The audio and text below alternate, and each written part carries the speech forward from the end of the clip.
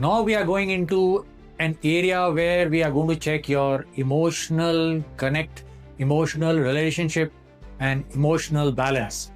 And that is checked purely when we are going to talk about your relationship. And when I call your relationship, I'm looking at your relationship with your friends, with your lady friends, with your parents, with your, you have an emotional binding factor with your brother, with your sister. They are elder to you, they are younger to you, to your siblings, to your parents. And these are all the issues that are going to come up when we are handling relationship questions. Do you have a girlfriend? What has been, have you been in a relationship?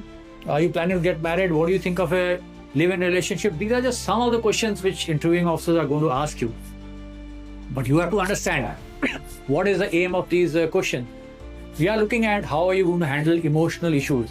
And especially we find children are closely, emotionally very closely knitted to their parents, and more so with the mothers, the boys, and the girls with the father.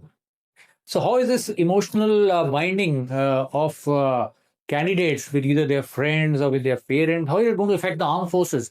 Tomorrow you have to serve in the armed forces. You are finally going to move away from all these relationships into a different world. And you will have to sustain those relationships maybe through a phone call. How is it emotionally going to, trigger a little bit of imbalance in you? And how are you going to handle this imbalance? Some of you who have been in the hostel have already maybe handled some of the issues that I am talking of.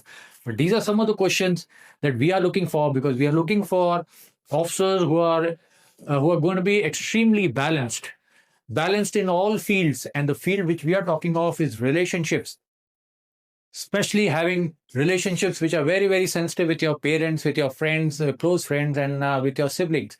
And we need to be sure that you'll be able to emotionally partially move away from them while remaining connected with them. And how are you going to do this? What are the challenges that you're going to fall into?